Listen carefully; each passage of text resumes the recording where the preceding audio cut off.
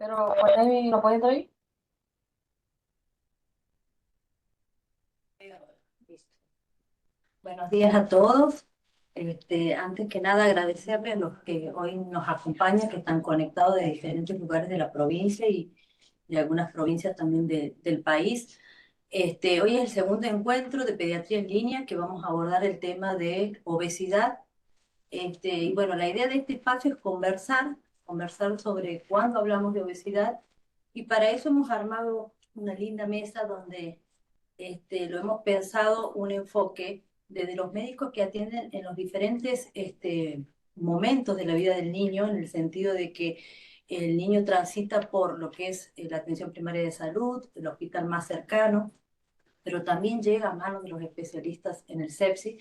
Entonces, hoy nos acompañan la doctora Adriana Villarreal, que es directora de Briar Pozo, pediatra, que ella se conecta por razones de distancia, va a estar conectada.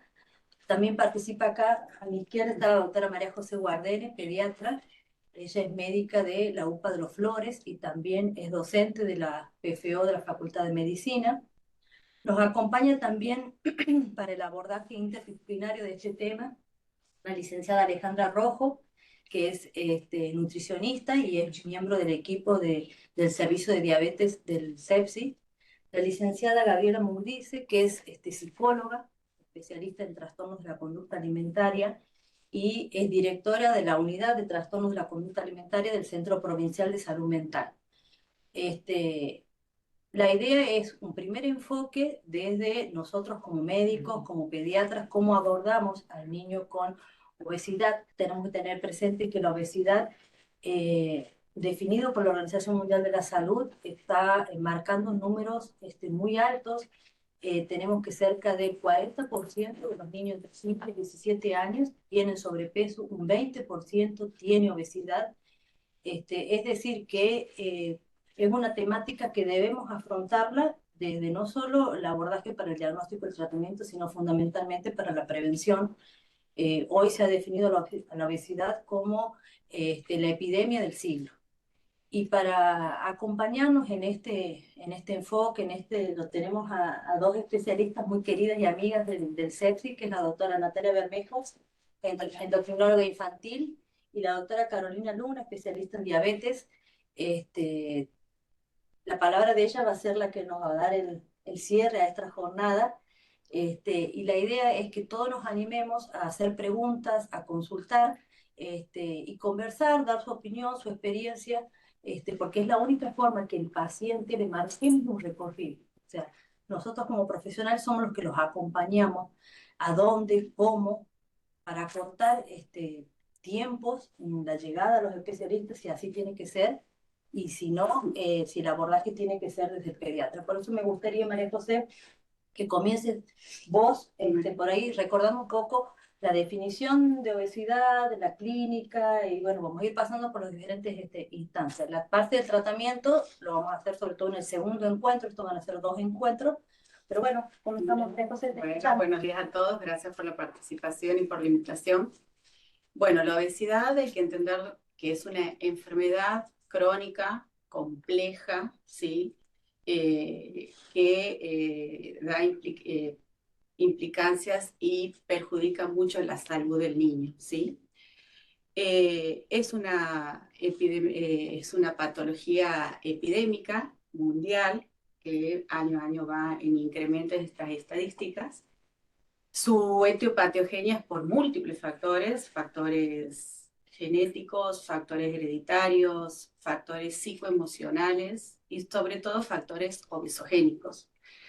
Decimos factores obesogénicos son todas aquellas condiciones que llevan a que un individuo, una población, ayudan a tener obesidad o sobrepeso. Por eso hablamos de que es compleja porque abarca múltiples factores, va desde lo macro, cuando hablamos de macro hablamos de una sociedad, de la historia, de la cultura de esa sociedad, de las desigualdades socioeconómicas, de las políticas públicas que se establecen en ese país o región donde vive ese niño o individuo, ¿sí? Hablamos de la meso cuando hablamos en teoría al contexto en el que el niño se encuentra, llámese clubes, religión, colegios, los kioscos que están disponibles o algunos otros lugares de comidas rápidas que tanto tiene el alcance ese niño para alimentarse. Hablamos de la familia, de los hábitos, la organización, los cuidados, ¿sí? Y los factores hereditarios que tiene ese niño con los antecedentes familiares directos. Y hablamos del niño en sí, cuando vemos no solamente cómo se alimenta, de qué forma se alimenta, sino también cómo descansa, cuáles son las horas de ocio, cuáles son las horas de recreación, cuáles son las horas de actividad física y de estudio. O sea que es una patología compleja, crónica, multifactorial, donde nosotros tenemos que abordarla integralmente, viendo todas estas desde lo macro hasta el individuo, el niño en sí, ¿sí? La obesidad, nosotros cuando llega un niño al consultorio, muchas veces viene a consultar la mamá porque ve un exceso de peso. Este niño se caracteriza por presentar la obesidad, por presentar un aumento de la grasa corporal. Generalmente estamos hablando de la obesidad primaria, ¿sí? Que es la más frecuente. En eso, ¿Sí? María José, Sí. por ahí acotar el hecho de que a veces uno piensa, la obesidad solo el 1% está asociado a algún síndrome genético en particular y a causas endocrinológicas. O sea que tenemos un 99% que tiene que ver más con un componente nutricional. Claro, Y no, el niño se relaciona con la alimentación. Por eso, sí. por ahí, antes de pasar, por ahí desde una definición de obesidad con una mirada ya un poco más interdisciplinaria, Gaby, me gustaría desde la psicología, la mirada esta para la definición del vínculo con la alimentación. Bien. ¿Qué aporte nos podrías hacer? Sí, lo que se sabe es que el 80% de personas que tienen obesidad tienen en comorbilidad alguna problemática psicológica. En realidad la conducta alimentaria es un reflejo de una relación con el alimento y también con el cuerpo. Entonces, si la relación con la comida a lo largo del desarrollo del niño ha sido una relación caótica, ha sido también una conducta operante. ¿En qué sentido? Como premio, como castigo, como recompensa, ¿sí? Es lo que después el cerebro va a ir aprendiendo en ese niño a cómo va a ir vinculándose con la alimentación. Entonces, sí es muy importante nosotros indagar cómo ha sido la alimentación a lo largo de los años, ¿no? Si, por ejemplo, cómo se premia en la casa, ¿no? Si se castiga, cómo se castiga. También poder preguntar a ese niño si solo come cuando tiene hambre o también muchas veces está triste, está enojado, está frustrado, está aburrido, ¿no? Porque muchas veces, ¿qué es lo que pasa? Que las emociones, todas las emociones, cualquiera fuera, o sea, se expresan en el cuerpo, ¿sí? Entonces, cada emoción tiene una manifestación corporal diferente. Lo ideal, por supuesto, es enseñarle a los niños desde pequeños a identificar eso que a vos te pasa, se llama enojo, eso se llama tristeza, eso es aburrimiento. ¿Sino por qué? Desde chiquitos empiezan a polarizar. Me siento mal, me siento bien. ¿Qué es mal? ¿Qué es bien? ¿No? Entonces, terminan polarizando las emociones como desagradables y agradables. ¿Qué pasa? El cerebro, cuando percibe una sensación desagradable, lo que quiere es recompensa, algo confortable, ¿no? Bueno, después lo veremos más en detalle, pero cuando uno come, genera un montón de activación en distintas partes del cerebro que te genera eso. Por eso es que es tan importante el trabajo con los niños en cuanto a su propia autorregulación emocional, para que eso no quede sin querer ligado a necesito disminuir el malestar que siento y lo que he aprendido es que lo hago comiendo. Entonces, por repetición se instala un aprendizaje. Eso, digamos, es importante, digamos, lo ponemos como introducción. Sí. Si bien se va a desarrollar más lo que es el abordaje y, bueno, la licenciada nos va a dar herramientas a nosotros también como pediatra, pero un poco ir cambiando este paradigma de decir, bueno, la obesidad como una carga genética, la obesidad solo por lo que come y si nosotros marcamos esto, debería pasar esto, sino una mirada interdisciplinaria donde un componente desde el manejo de las emociones y la relación con la comida es lo que marca. Y nosotros como pediatras que tenemos la oportunidad de hacer el seguimiento, el control de crecimiento y desarrollo, abordar desde el mes de vida y ir marcando todo lo que es la incorporación de la alimentación complementaria y en cada control del niño sano trabajar en la prevención, la promoción y tiene que ver con esto, no solo abordar cómo crece, sino también ver el tema de las emociones, los vínculos, todo lo ambiental. Bueno, María José, sigamos con... Sí, sí, por pero- eso, retomando ahí un poquito lo del niño, que también dije las horas de descanso y sueño, recordar cómo se viene alimentando desde, bueno, intraútero, desde la mamá, cómo viene la alimentación, cómo viene la alimentación de esa mamá, la lactancia materna exclusiva, que ayuda mucho y previene con la microbiota a futuro esa malnutrición que después podemos tratar de evitar siempre y cuando haya hábitos saludables. Y la alimentación complementaria, que por favor se inicie a partir de los 6 meses, no es antes, ¿sí? Eso también influye mucho a futuro en un niño malnutrido más adelante.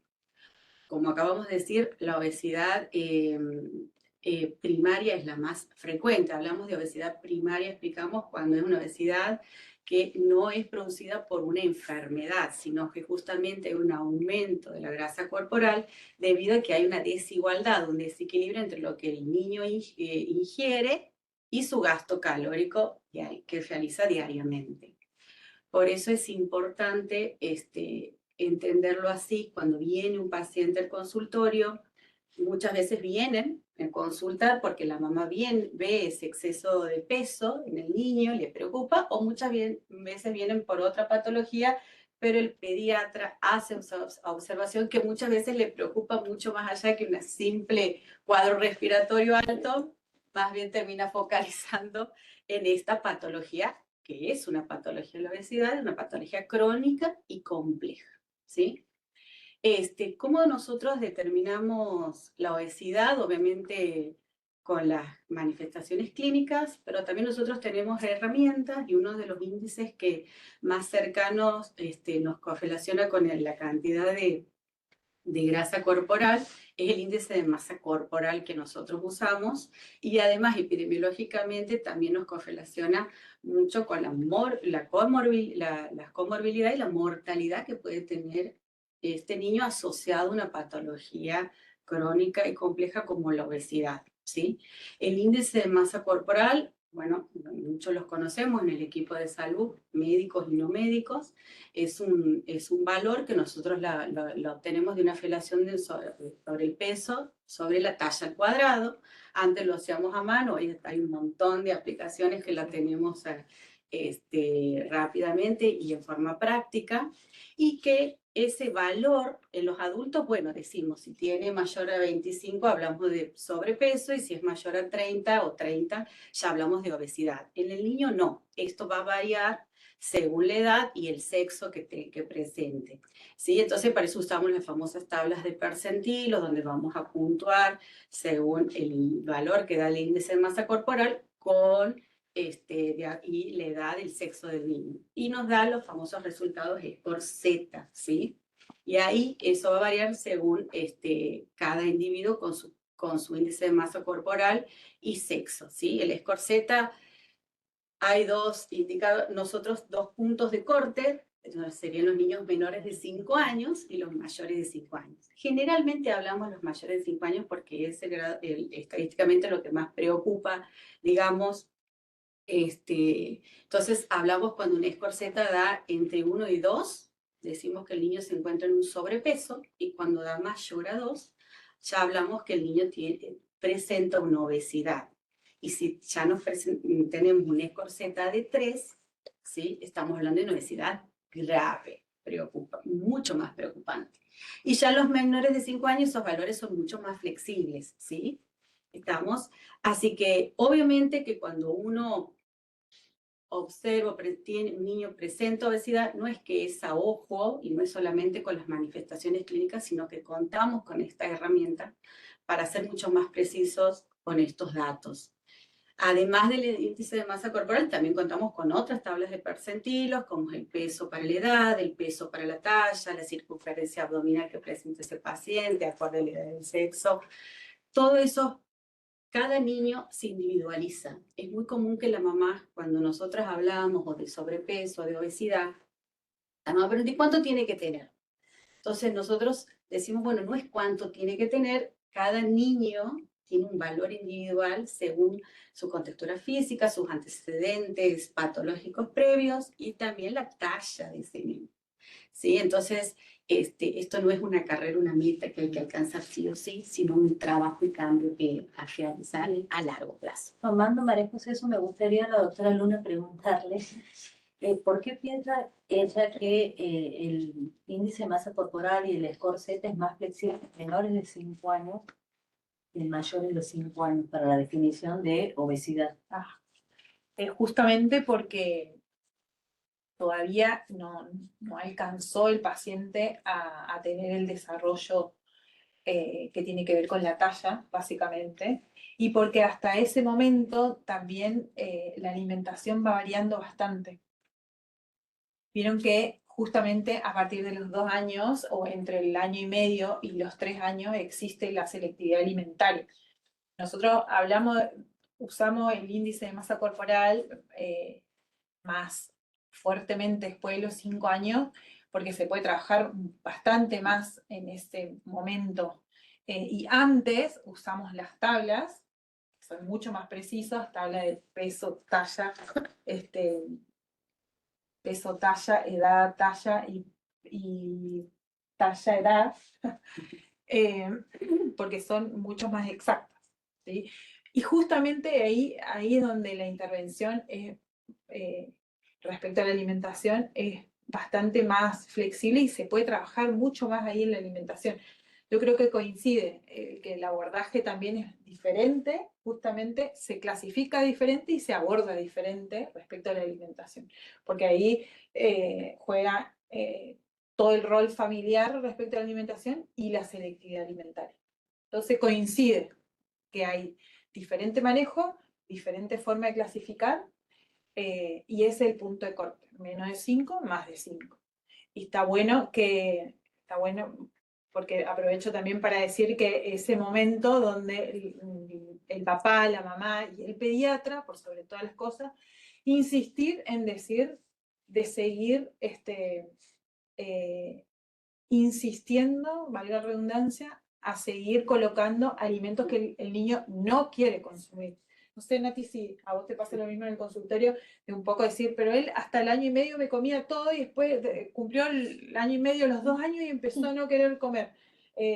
No sé si por Sí, ahí... algo, digamos, estos cambios, como decías vos, Caro, de la selectividad alimentaria, justo coincide con esta edad y es re frecuente, pero bueno, esto que decías, nosotros insistimos mucho en mantener esa alimentación saludable desde el ejemplo, ¿no es cierto? Desde el ejemplo de la mamá y el papá que consumen frutas, verduras, también el ejemplo de tener una vida saludable en el sentido de hacer actividad física, porque todo esto es algo que después se ve plasmado en ese niño copia estas conductas que hay en la familia. Y algo que quería retomar, no sé si hay muchos pediatras acá conectados, pero en general, tanto pediatras como médicos de familia, que son los que utilizan más estas tablas, porque por ahí el resto del equipo de salud, o sea, lo ve al paciente, pero no en el consultorio. Saber que los niños alcanzan un percentilo genético que generalmente se mantiene el resto de la vida entre los 3 y 4 años. Entonces, por ejemplo, si es un chico que viene creciendo por el percentilo 10, que o sea, para ubicar no es de la mitad para abajo, más cerca del percentilo inferior, y ese chico crece desde, no sé, desde el año, 2 años por percentilo 10, se considera que es su percentilo genético, ¿no? Y no es ese chico no está bajo peso, o a veces dicen, las abuelas, está muy flaquito, la mamá viene a consultar porque le preocupa ese peso. obviamente, si hay en la evaluación un cruce de percentilos para abajo, podemos ver que ese chico no está ganando de peso como debería, y cuando vemos que el cruce de percentilo es hacia arriba, cuando ha cruzado 2 percentilos, ya es, digamos, en un año, uno tiene que estar como alarmado y decir, mira, a lo mejor era percentilo 10 y pasó a un percentilo 25-50 y no está, o sea, vos no lo ves, no está por encima del percentilo 97, que es el que nosotros tomamos cuando hablamos de obesidad, pero sí es un percentilo que a lo mejor para ese niño no es el genético y está haciendo una ganancia de peso excesiva. Entonces ahí tenemos que, perdón,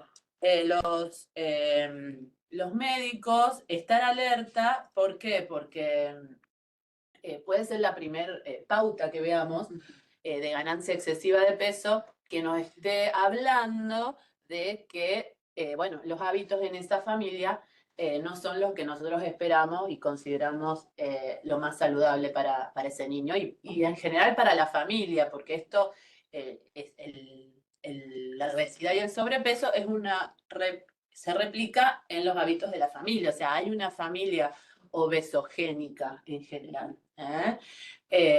Así que bueno, sí, por eso es que el índice de masa corporal en los menores de 5 años es tan relativo el uso. Sí. Y esto de que vos decís también, el peso, cuando la mamá te dice, ¿cuánto tiene que pesar, doctor? Bueno, no, en los chicos crecen, o sea que un peso de ahora, a lo mejor si se mantiene en 6 meses, es buenísimo para nosotros porque no tenemos que focalizarnos en el peso, porque eso realmente es estigmatizante y puede generar más comorbilidades. Por ahí sería entonces la recomendación no decirle a la mamá o al papá un peso, porque ustedes se van a encontrar con la tabla y en la tabla van a encontrar un peso en el P50. No es recomendable decirle a la mamá y más o menos tiene 15 kilos de más, o sea, no, eso no, porque ese paciente puede estancar ese peso en el transcurso de los años y la talla acomodarse en ese peso para que el paciente sea armónico, modificando los hábitos, por supuesto, los hábitos alimentarios y la forma de vida. Y otra cosa, me gustaría decir que hablamos mucho de enfermedades crónicas no transmisibles. Cuando hablamos de enfermedades crónicas no transmisibles, ustedes saben que estamos hablando de obesidad, hipertensión, diabetes. Pero en este caso, casi que podríamos decir que sí son transmisibles, porque la familia va como acompañando a que esto se siga transmitiendo sin es que no hay una intervención. Entonces la familia adopta esta conducta de seguir transmitiendo la obesidad de familia de generación en generación, ¿sí? Porque el abuelo tenía obesidad, pero no siempre han sido muy grandotes, y es esa siempre la historia familiar que vienen contando, ¿no? El abuelo así es muy grandote, el padre es muy grandote, y siguen con esto de que es grandote y en realidad hay una obesidad muy marcada que se nota en el tablo. Y es algo totalmente que lo podemos prevenir, porque las mamás dicen mucho en consultorio, no, como el papá es obeso, el abuelo es obeso, bueno, él también va a ser obeso. No, no necesariamente tiene que ser obeso ese niño, lo podemos trabajar, lo podemos, en equipo, eso se puede prevenir porque no deja de ser la obesidad una enfermedad. Yo no quería dejar pasar y por ahí retomar un poquito algo que había dicho Caro, que me parece súper importante recalcar esto de que a partir de los 2 años aproximadamente empieza esta selectividad alimentaria que tienen los chicos y es muy frecuente. Este es como un momento muy clave en el crecimiento, en el desarrollo, en el cambio de patrones alimentarios, porque es muy frecuente que la mamá, los familiares que lo traen a la consulta nos expresen, no, antes comía esto, de todo, y ahora de repente no quiere comer más verdura, no, solamente quiere comer esto, solamente quiere comer aquello. Y por ahí los papás, en su afán de querer que coma, entonces se empiezan a ofrecer solo los alimentos que los chicos aceptan. Y esto es algo que tendríamos que tener en cuenta para intentar modificar, de que Nosotros los papás, digamos, tenemos que ofrecer siempre los alimentos que nosotros sabemos que a nuestro hijo le van a hacer bien. Independientemente de que a veces coma más, a veces coma menos, a veces nos gustan más las comidas a los grandes y a los chicos, a todo el mundo. A veces las comidas son más ricas, nos gustan más, a veces nos gustan un poquito menos, pero sabemos que hacen bien y sabemos que la salud está justamente en el equilibrio.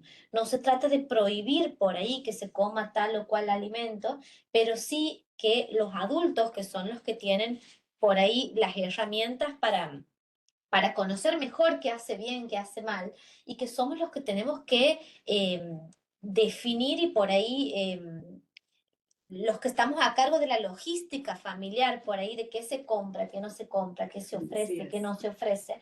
Entonces, tratar de prestar más atención a esto, porque si es prevenible toda Sí. esta situación, digamos. Por eso es importante que, bueno, los que están hoy nos acompañen en el segundo encuentro también, porque, bueno, ahí es donde tanto Alejandra como licenciada de nutrición, Gaby, bueno, y siempre la palabra de la doctora Luna y la doctora Bermejo, para los que recién se van conectando, nos aporten herramientas para el manejo, ¿sí? de esta selectividad alimentaria, de cómo, qué terminología usar, cómo llegar a ese paciente y a la familia. Pero bueno, retomando un poquito como para Sí. seguir digamos, un cierto orden, María José, habíamos quedado en lo que es la definición. Sí, la definición, bueno, ya la dijimos, una obesidad es una enfermedad crónica compleja. Ya sabemos con qué herramientas contamos para definir la obesidad. Acompaña también las manifestaciones clínicas. Generalmente, bueno, obviamente vemos un aumento del tejido adiposo en diferentes niveles de partes del cuerpito de ese niño, en las mejillas, en el cuello, en el abdomen, en los muslos principalmente, ¿sí? Entonces ese niño muchas veces vamos a hablar de lo que observamos, ¿no? De las complicaciones. De lo que observamos a nivel de piel, las famosas manchitas negras, sobre todo que se ubican en la parte posterior del cuello, que serían las acantosiníricas, que aquí después va a hablar la doctora, relacionada a la resistencia a la insulina, un acné más severo, ¿sí? Más allá de la edad del adolescente, micosis, irritaciones en los pliegues de la piel, a nivel más bien básico podemos tener un aumento del diámetro anteroposterior del tórax, sobre todo si está relacionado con enfermedades pulmonares. A nivel abdominal, bueno, vamos a tener un abdomen mucho más globuloso, distendido, con cierta sensibilidad puede tener o no a nivel del hipocondrio derecho, podríamos palpar una hepatomegalia, ¿sí? Y también algunas malas posturas que empiezan a adquirir ellos o limitaciones en sus movimientos, ¿sí? Que es propio del exceso de la grasa corporal que presenten. Muchas veces, ¿Te puedo interrumpir? Sí, Perdón. sí. Y también recuerden que los chicos con sobrepeso y obesidad pueden tener desarrollo puberal temprano, a veces también precoz, por lo tanto, el examen físico genital también forma parte del examen físico de todos los chicos, siempre uno siendo respetuoso y preguntando al niño o al adolescente si se puede observar las partes íntimas, pero sí tomar como esa costumbre de revisar porque, a veces puede ser que si no lo revisamos, nos enfocamos en un examen físico no tan exhaustivo, podemos no encontrar o hallar que hay una pubertad temprana o precoz por la obesidad. Y también un detalle que quiero como que quede claro, que el niño con obesidad primaria tiene generalmente talla alta. Entonces no es un chico que tenga talla baja. Cuando un chico con obesidad tiene talla baja, ahí sí me lo tienen que mandar a mí para que lo estudie.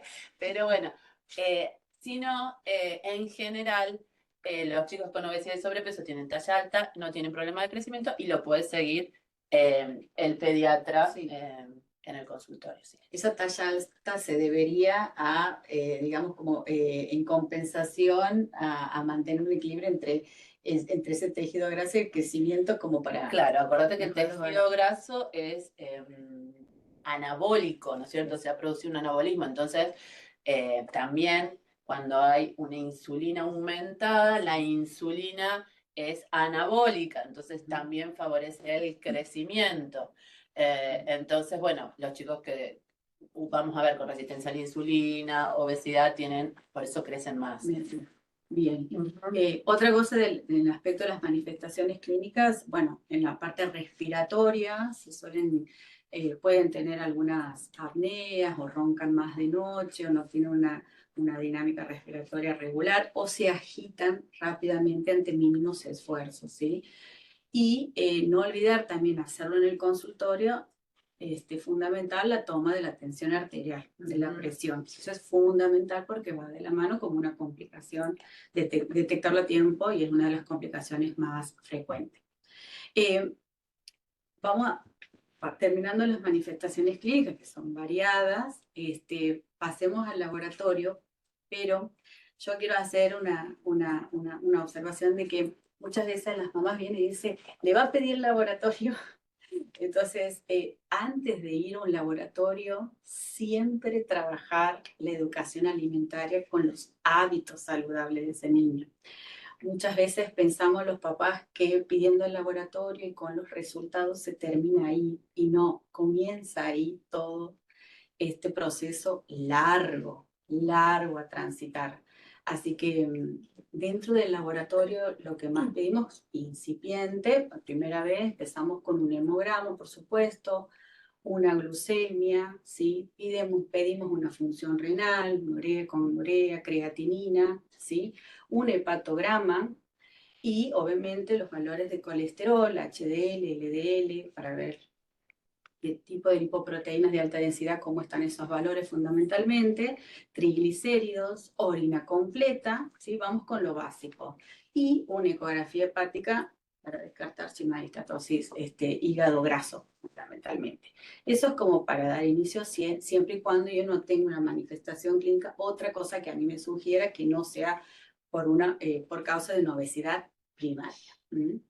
Así que bueno. Sí, en eso es importante lo que decía María José, porque como médico que atendemos niños, como pediatra, tenemos que tomar conciencia del rol que nosotros como profesionales tenemos en una familia.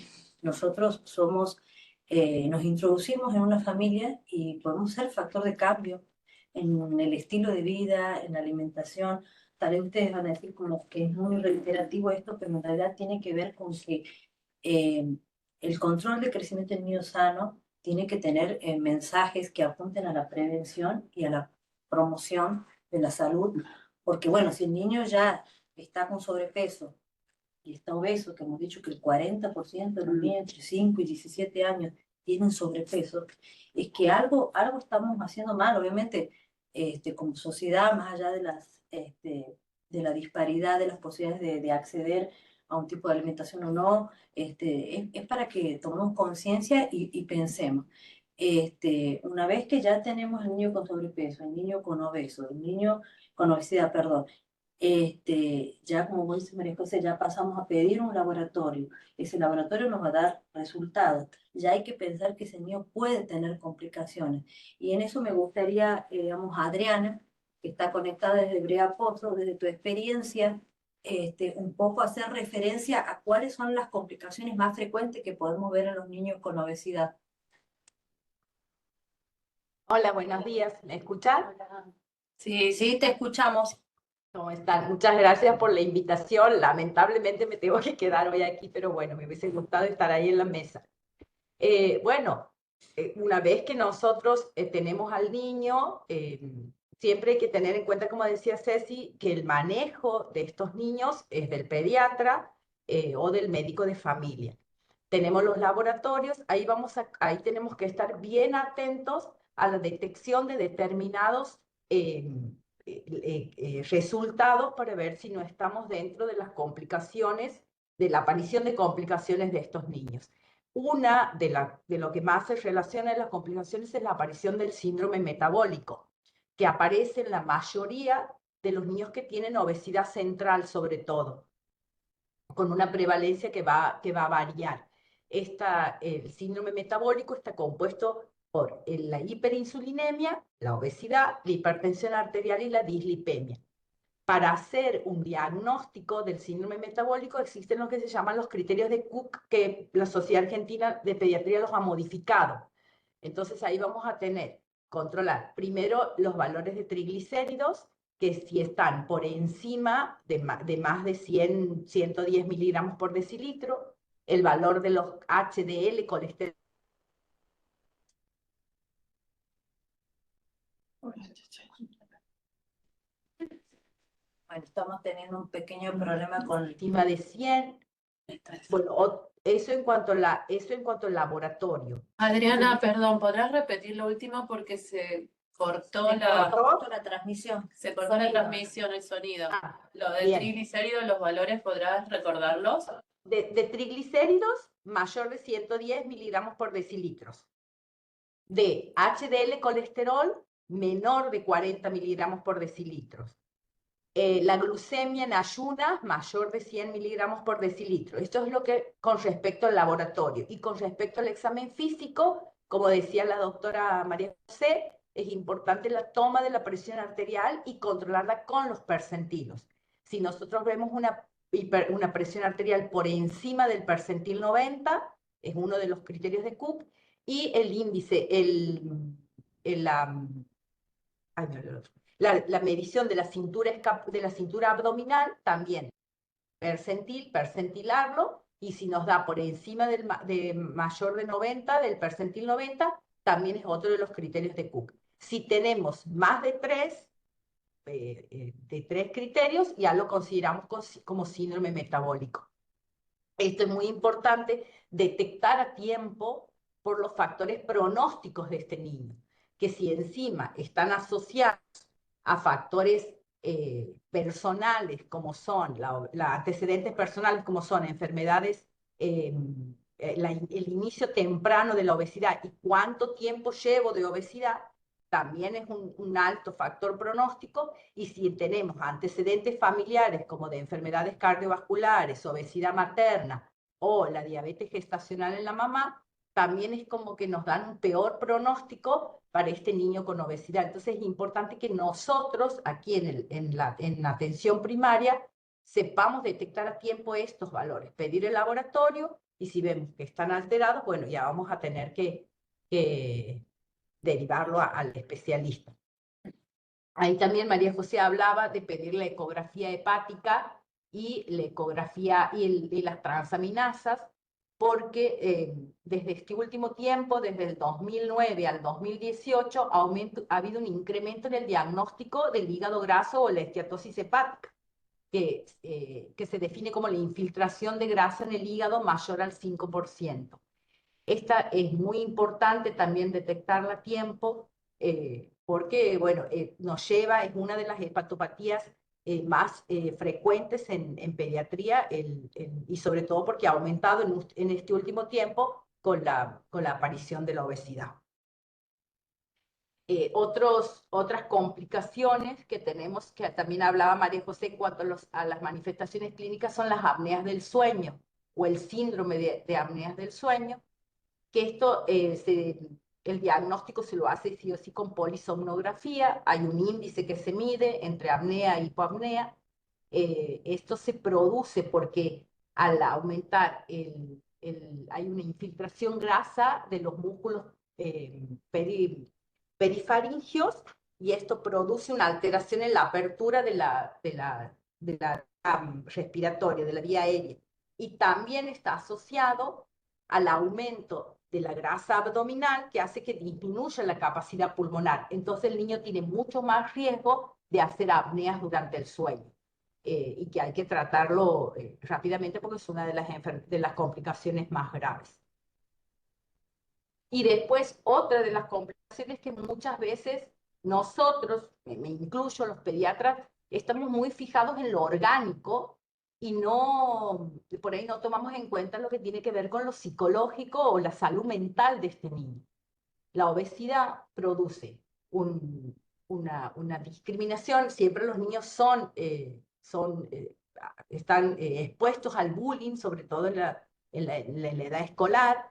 y lo que ha asociado a una distorsión de la imagen corporal que tienen estos niños, lo que los lleva a que tengan trastornos como depresión, trastornos de sentimientos de culpa, bueno, y se sienten cada vez más excluidos de los lugares donde ellos concurren, que no los invitan a jugar porque no corren, porque son pesados. Entonces todo eso va dañando el sistema mental de este niño, asociado que la depresión de por sí nomás puede aumentar la resistencia a la insulina y la intolerancia a la glucosa. Entonces, también tenemos que tener en cuenta esto de la salud mental de este niño, porque por lo general nosotros nos fijamos mucho en lo orgánico y nos olvidamos de que este niño también tiene otras complicaciones en cuanto a su salud mental.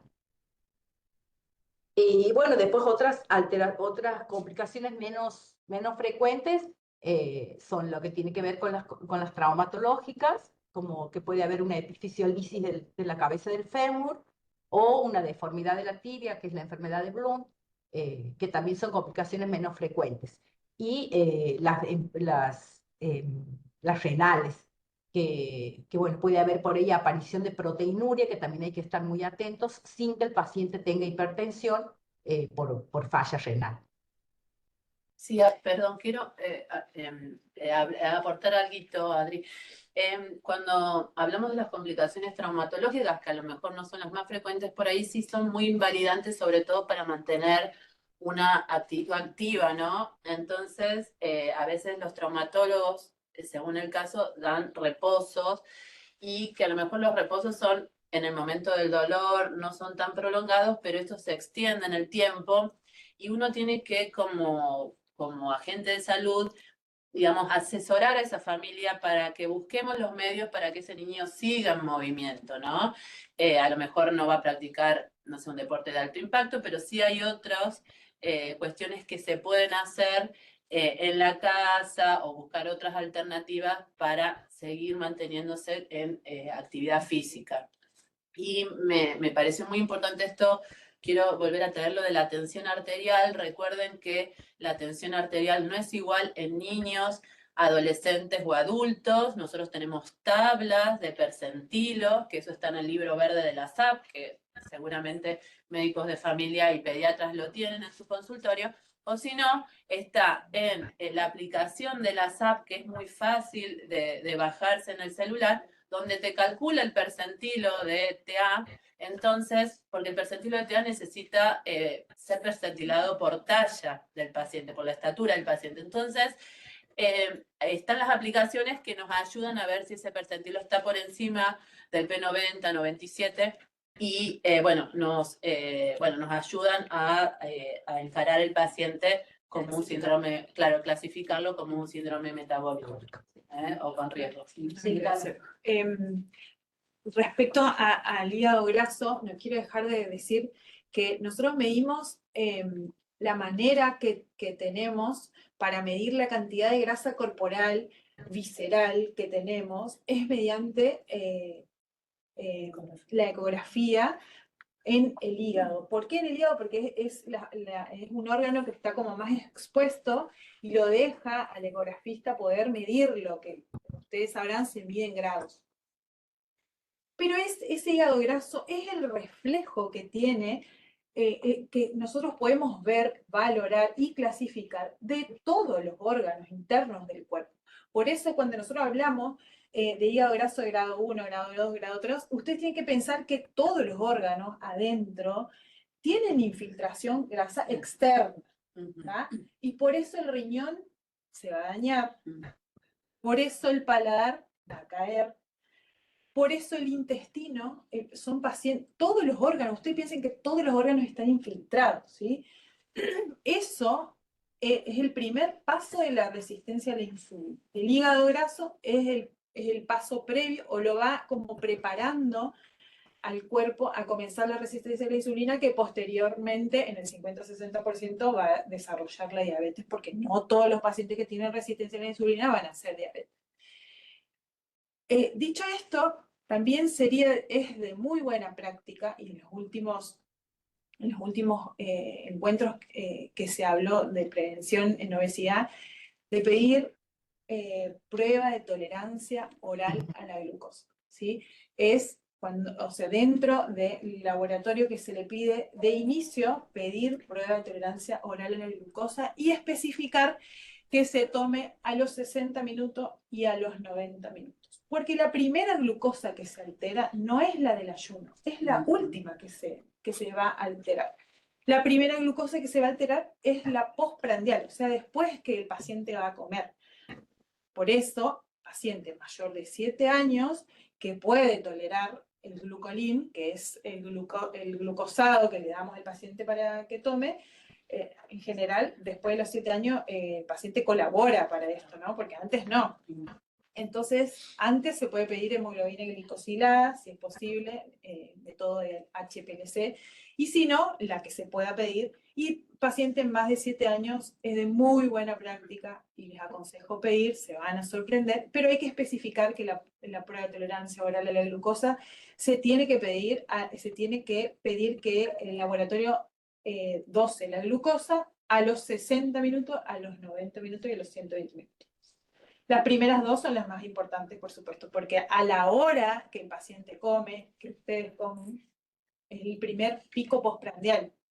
A las 2 horas no nos sirve mucho, nos sirve a la hora. Eso hay que tener en cuenta. Y también,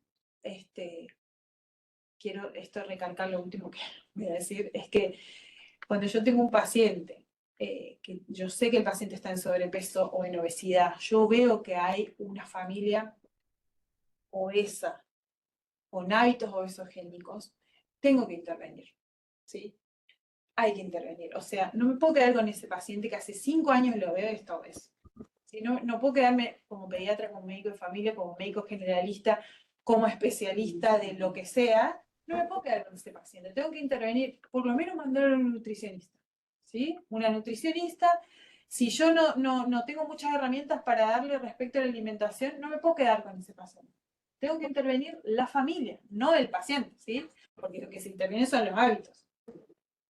En ese sentido, Caro, y por ahí, digamos, como para definir, digamos, hemos visto el paciente que llega al consultorio, que lo percentilamos, que nos da por arriba del score el Z2, le pedimos el laboratorio. Acá hay muchos profesionales del interior de la provincia, de Campo Gallo, veo Hofer, ellos, y uno sabe por ahí los limitantes que tienen en cada lugar. Un poco la idea del conversatorio, incluso vos ahí también, Adri, desde tu experiencia, por ejemplo, Brea Pozo, que es un hospital, que hasta dónde ellos pueden pedir un laboratorio básico, cuáles serían los criterios para los cuales a ustedes les parece lo mismo para vos, Nati, en qué momento yo, médico de familia, pediatra, debo derivar al diabetólogo, debo derivar al endocrinólogo. Yo siempre digo que hay que mirar todo el entorno. Yo no me puedo guiar de un laboratorio para derivar un paciente. Si yo tengo un paciente que hace 5 años lo tengo, beso en el consultorio, que sé que los papás tienen diabetes, o uno de los papás tiene diabetes, tengo un abuelo que falleció por complicaciones renales. Yo lo tengo al paciente tantos años esperando que el paciente haga algún cambio y el laboratorio es normal, no me puedo quedar con ese paciente. Perdón, quería intervenir un segundito, porque por ahí estamos hablando de los valores, de los resultados patológicos, pero también saber que puedo tener un niño obeso con resultados normales, ¿sí? Y eso no exime que tengamos presente la patología de obesidad, porque por ahí los papás dicen, ay, bueno, listo, me quedo tranquilo, dio todo normal, y vuelve. No, justamente nosotros, esos laboratorios se solicitan para ver si hay complicaciones, la patología está. Y justamente es el momento, si da normal, es el momento de donde más hay que trabajar para evitar llegar a las complicaciones. Nosotros trabajamos mucho desde lo positivo, ¿sí? Lo bueno es que están acá, lo bueno es que vinieron al consultorio, sí. Gracias a Dios no tiene diabetes, por suerte ha llegado a tiempo, vamos a poder hacer un montón de cambios, que va a llegar siempre de lo positivo, ¿no? no decirle, la verdad que su hijo está muy obeso, tienen que ponerse, eso no, por ahí de lo negativo no, sino desde lo positivo. Lo bueno que están acá, ahí vamos a empezar a hacer pequeños cambios, seguramente en el próximo encuentro se va a hablar un poco de tratamiento, pero los pequeños cambios que se hagan a largo plazo y que sean sustentables en el tiempo y que sean reales realmente, porque yo no puedo decir, paso una dieta súper estricta, 12 meses, eso no, sino Hasta bajar hasta tanto claro, peso hasta y que después baje ya no 10 quedan kilos. sueltos. No, eso no. A mí me parece importante, ¿no? Como marcar algo. Tanto, en ese caso, el niño, por supuesto, ¿no? Pero las familias hacen lo mejor que pueden con los recursos que tienen. Y entre eso incluyo lo emocional, lo cognitivo, ¿no? Entonces, muchas veces no hacen las cosas diferentes, no porque no quieran, sino porque no saben, porque no conocen. Y por ahí nosotros como profesionales, digo, estar como apuntando a lo que hacen mal, a lo que les falta, y como más desde este lugar de siempre apuntar al cambio, cambio, cambio, cambio, cambio, no es algo que realmente sea efectivo, ¿no? También poder en realidad no marcarles el problema, sino nosotros darles herramientas para que hagan las cosas distintas. Ellos ya saben que tienen que hacer las cosas distintas. El tema es que no saben cómo. Eso ¿No? es importante, Entonces, Gaby. nosotros somos los que tenemos que darle la herramienta y no el problema, porque digo, asustarlo y decirle, bueno, porque esto, el otro, con el miedo, no, a ver, igualmente no tiene herramienta. Digo, a más miedo no quiere decir asociado a cambio. Más miedo es más miedo. Y la familia se alerta, ese niño se estresa peor del estrés de base que tiene por el bullying, porque lo excluyen, por la crítica, por la sociedad que tenemos gordofóbica y etcétera. Más se estresa, más cortisol libera, se genera un estado más inflamatorio en el organismo. Entonces es como decir, bueno, a ver, este es el problema, lo sabemos, bueno, ¿qué soluciones le vamos a ofrecer nosotros? Porque en todo caso también vienen a que le podamos dar una solución. La idea de este encuentro y así que sea un tipo conversatorio, el segundo encuentro que va a abordar, Caro, sobre todo el tratamiento desde la mirada interdisciplinaria, así que la idea es esa, que también ustedes, como especialistas, nos den las herramientas a los médicos que por ahí estamos como más cerca de ese paciente. Así que bueno, va a ser importante. Vos, Yo Nati, quería hay una por pregunta, sí, justamente que que preguntan, nosotros por algo no dijimos el perfil tiroideo, porque como aclaré al principio, los chicos que tienen obesidad y tienen un buen crecimiento, seguramente no tienen patología tiroidea. ¿Por qué? Porque la patología tiroidea en la infancia generalmente da trastornos en el crecimiento. Es lo primero que vamos a ver, que ese chico no crece. Cuando yo tengo un chico y, a ver, hay un mito que es la obesidad relacionada con el hipotiroidismo. Doctora, ¿qué tiroides tiene mi hijo? ¿La que engorda o la que enflaquece? Esa es la pregunta típica. A ver, no hay una, bueno, sí, el hipertiroidismo va a hacer bajar de peso, pero el hipotiroidismo tiene que estar descompensado. O sea, descompensado es un hipotiroidismo de muchos años que no ha sido tratado para que dé obesidad, pero primero dio baja talla. Y es un chico con baja estatura que no crece y lo vamos a ver con el mixedema. O sea, tiene otras características, la fascia botagada, la piel seca, se le cae el pelo o el pelo seco. Es un chico que no se mueve, que está quietito, que no habla porque está muy hipotiroideo. Cuando ustedes piden en el paciente obeso TSH y T4, muchas veces encuentran TSH de 6, de 5, 6, 7 y lo envían a veces de muy lejos para que yo los vea. Esas TSH de 6, de 7 en el paciente con obesidad son muchas veces esperables y no marcan enfermedad de la tiroides.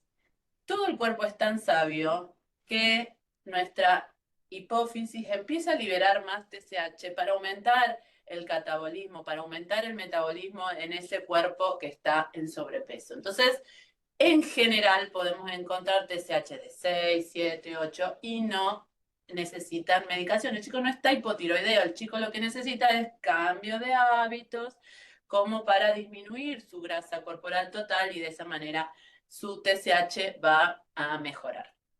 Entonces, no se alarmen, no pidan, digamos, derivaciones por esas TSH de 5 o 6. Obviamente, si hay un antecedente en la familia de una tiroiditis de Hashimoto, y bueno, un paciente adolescente es mucho más frecuente que puedan aparecer estas enfermedades porque hay una predisposición para tenerlas. Bueno, pero en ese caso sería, uno va a palpar el cuello, a lo mejor ve el bocio o ve algún otro estigma que le haga pensar en un hipotiroidismo. Pero en general, el paciente con obesidad que viene creciendo bien no tiene enfermedad tiroidea. Y quiero volver a algo anterior que eran las apneas del sueño que dijo Adriana. A ver, un chico que tiene apneas del sueño no duerme bien y es un chico que el tratamiento que podamos hacer también va a fallar. ¿Por qué? Porque, como decía Gabriela, cuando hay estrés, no dormir genera un estrés, aumenta el cortisol y esto hace que estemos ese cuerpo esté en un estrés permanente y si yo estoy buscando mejorar la actividad física, mejorar los hábitos y mejorar el peso, no lo voy a lograr si el paciente no puede dormir bien. Entonces, cuando hay apneas del sueño, hay que derivarlo, o sea, hay que hacer el diagnóstico, como decía Adriana, hay que derivarlo al otorrino para que se evalúe ese paciente, porque sí, tienen, la apnea obviamente del sueño tiene riesgo de vida, pero a veces no son apneas, sino son hipopneas, hay una hipoxemia que está pasando ese paciente en el sueño y puede hacer que no mejore, que no esté respondiendo a un tratamiento de hábitos saludables. Y el índice OMA preguntaba eso. El índice OMA también preguntaba. Fíjate que me preguntan del índice OMA. El índice OMA no sería una indicación para pedir en pediatría, salvo en un paciente ya adolescente avanzado. ¿Qué sería adolescente avanzado? Bueno, eso también. En la adolescencia genera un hiperinsulinismo. ¿Por qué? Porque la insulina, como yo le dije, era anabólica, ayuda al crecimiento. Entonces, cuando el chico es adolescente y está en pleno crecimiento, si ustedes piden una insulina, pueden encontrar una insulina aumentada, y también afectar, o sea, el índice OMA. Entonces, vos decís, ay, este chico está con una resistencia a la insulina, y muchas veces es una resistencia a la insulina fisiológica, en realidad porque el chico está en crecimiento. Un adolescente avanzado es un paciente que ya terminó su desarrollo puberal, o sea que desde que empezaron los cambios puberales mínimo haya pasado 2 años, generalmente son 14, 15 años. Pero nosotros, claro, nosotros hablamos, cuando un paciente tiene insulina o resistencia clínicamente, yo no le puedo pedir insulina, porque ¿para qué le voy a pedir? Es como que estoy viendo ya el diagnóstico, porque clínicamente, yo veo el diagnóstico clínicamente y así hago el diagnóstico, no necesito pedir insulina. Es más, me pasó de un paciente, de un médico que me decía que no derivaba al paciente, un paciente con insulina resistencia muy marcada porque el laboratorio daba normal. Puede venir normal, porque la insulina no se libera en forma continua, se libera en push. Entonces, si usted justo cuando se hace el laboratorio la insulina está baja, va a dar insulina normal, pero el paciente clínicamente tiene insulina resistente. ¿Y cómo se ve la Claro, resistencia? que reforcemos clínicamente que veríamos en una resistencia a la La insulina. resistencia a la insulina se ve con acantosis nígricas, que la podemos buscar en 3 lugares del cuerpo, que es en el cuello, en las axilas y en la entrepierna. También un paciente que no tiene acantosis, pero tiene un aumento de la grasa abdominal muy marcado, también puede tener insulina resistencia y nosotros no lo estamos viendo porque todavía no empezó a teñir la piel. Le tengo como más miedo al aumento abdominal que a la acantosis, ¿sí? Porque ¿qué quiere decir el aumento abdominal? Quiere decir que la mayoría de los órganos están infiltrados con grasa y esa es la que primero va, la primera insulina resistencia del hígado graso y de todos los órganos. Cuando yo digo que un paciente tiene hígado graso, ya arrancó la insulina resistencia, por más que yo no lo vea en el cuerpo, ¿sí? No hay que pedir índice OMA en pediatría, eso está claro, no pidamos índice OMA. se puede pedir insulina para chequear por ahí un poco el tratamiento del paciente. Yo no recomiendo, es hacerle gastar a los papás dinero que por ahí pueden gastar.